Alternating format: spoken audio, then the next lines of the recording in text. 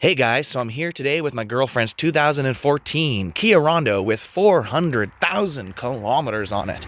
And today, for the second time, I am replacing the rear shocks. Well, just one shock this time. And I figured there's no videos on YouTube that helped me out, so I'm going to show you guys how I did it. I'm going to go over all the problems you could run into as well. You're going to need a 14 millimeter socket to take off these two bolts. I do these ones last. And for this giant bolt down here, let's go to the back of the car so I can show you. There it is right there. In the bottom of the shock, I already have it off. You're going to need a 19 millimeter socket. And you can't see it now, but I'll show you once the shock is off. You need a 17 millimeter socket for something up here, but that's once the shock's off. But these two and this one down here are the only ones holding it on.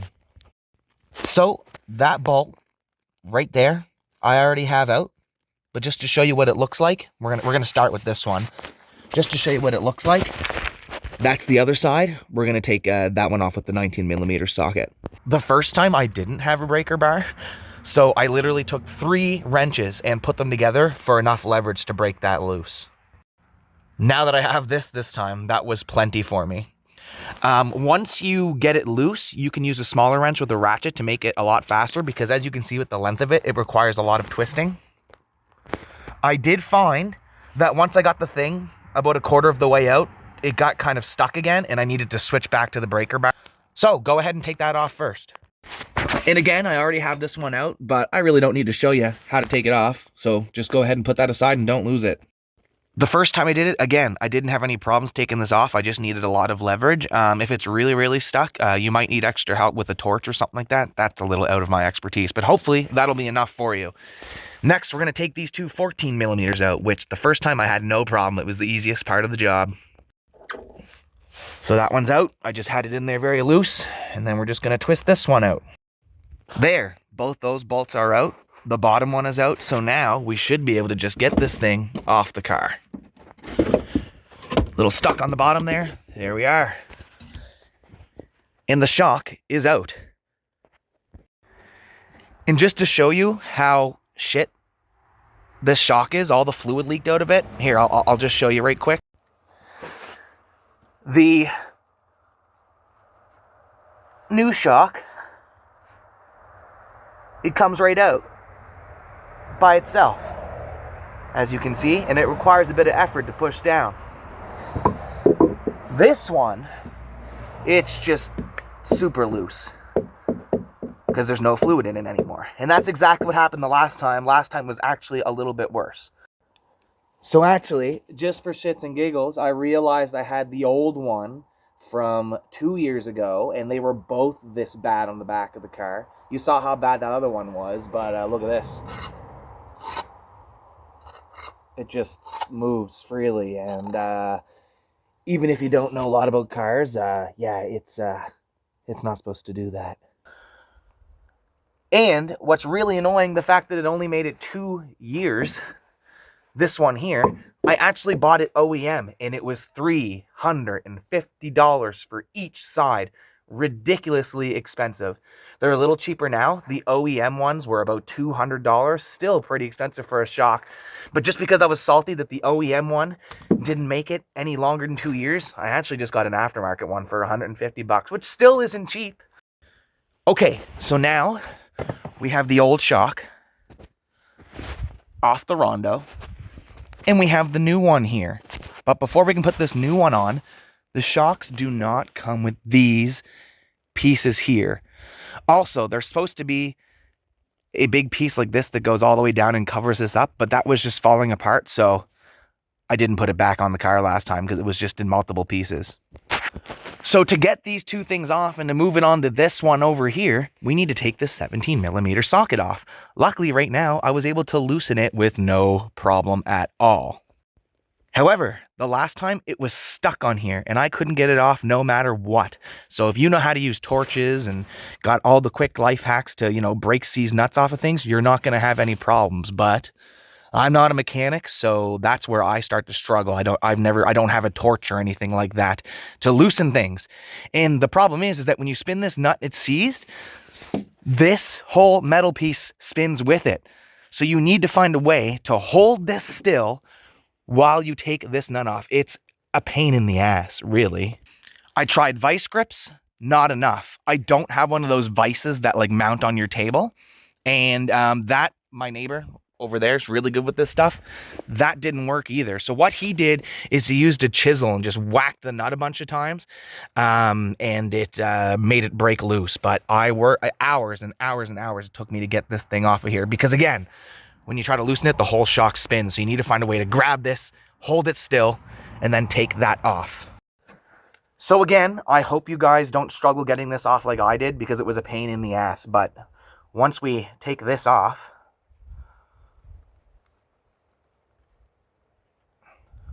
there we go. Luckily, no problems this time. You just take this piece off, this piece off,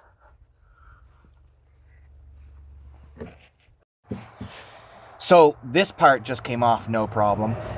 But these two, I had to go hit it with a hammer to get it off. But once I broke it loose, that just comes off. And that just comes off of here as well. And that's also a little bit stuck. So give me a second here. So now that we got everything off, we're just going to put it on the new one here. So this goes on here first. Like this. This goes on top. Like this. It stops right on this metal piece here. So we got these two on here. I think these really, if your shock bottom's all the way out, this is just like a rubber absorber here. So it's not just going clonk right on the top. And then this goes back on here, I believe, this way. I actually got to go back and look at the picture I took here. Always take pictures of things so you make sure you put everything back the way it came. Because I can't remember if that's upside down or not. So yes, this way, this rubber piece down. Because again, I think that's a bit of an absorber if the shock bottom's out. Not that way, this way. And then we can just put our 17mm socket or nut right back on top of here. So yeah, we'll just twist this thing on. Make sure you have the nut the right way too, which is with that little lip facing up. And I'm probably going to need a socket to put it on the rest of the way. And then we're ready to put the shock right back on. Right on. This was pretty easy.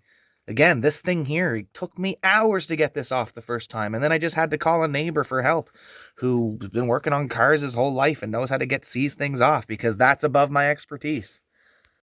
So yeah, I'm just using my wrench to put it the rest of the way on here. And again, I'm not a mechanic. I don't have the torque specifications for putting any of these bolts back on. It's always a good idea to use, but I don't have a torque wrench. So we're just going to put them decently tight. I'm not going to just going to try not to overly torque them down because that's how things break. But you can't have it too loose because that's also how things break. So yeah, now that it's getting tight, you can see what I mean by the whole shock assembly spinning. I can't really get that any tighter because the whole thing's going. So you can see how hard that would be to take off. It was actually seized on the top because the whole thing moves. To help me put it back on, I just have a little vise here, which isn't even, I don't even have it bolted down to anything, but that's still enough to hold this still so it doesn't spin. So I can tighten that bolt on without the whole thing spinning. So I'm just going to keep tightening that. So yeah, as you can see, that's all the way down on there. I just tightened it snug. Now this whole thing can go back on the car. All right, so the shock is just resting in place. I don't have any bolts in here yet.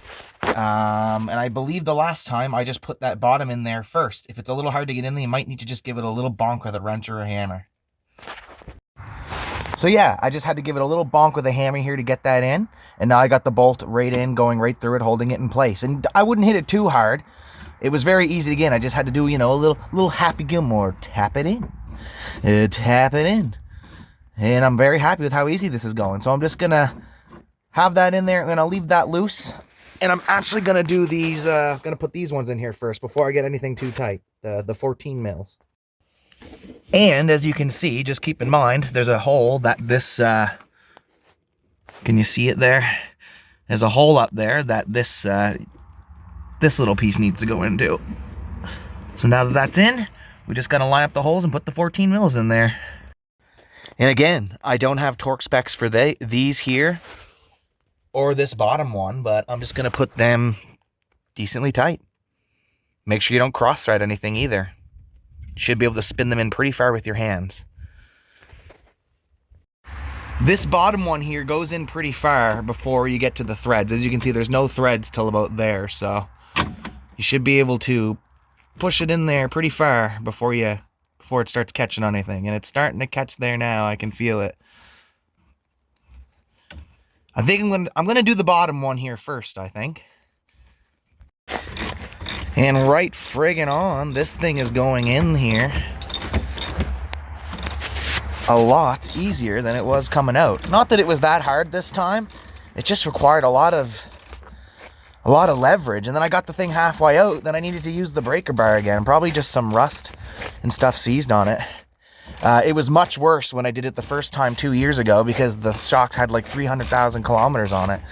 So I don't know why the OEM ones didn't last as long. The only thing that I can think is that it's because I don't have that cover on these here. Maybe I'll have to like make one up or something. I don't know. I really don't like that that's just exposed, because I would assume dirt can get in there. Dirt gets on this metal piece. All right, that's fully tightened. Now we're going to tighten the two top ones.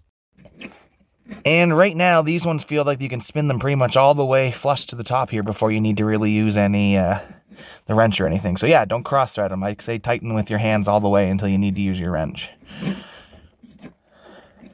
And yeah, the wheel's back on the car. Now we're going to take it for a test drive, make sure everything feels all right. And that's the video. I really hope that that helped someone. And if you have any questions, please ask down in the comments below, and I'll try my best to answer as best as I can.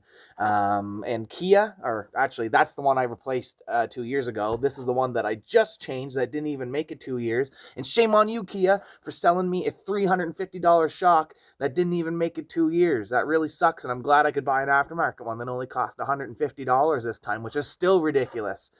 And yeah, I really wish you guys also sold like that piece that goes here that covers that up, because how am I supposed to stop dirt and stuff from getting all over this and then getting into the shock? Anyways, it is what it is, I guess. I'll make another video in 2 years when it fails, or when the other side fails again. And yeah, that's it. Have a good rest of your day.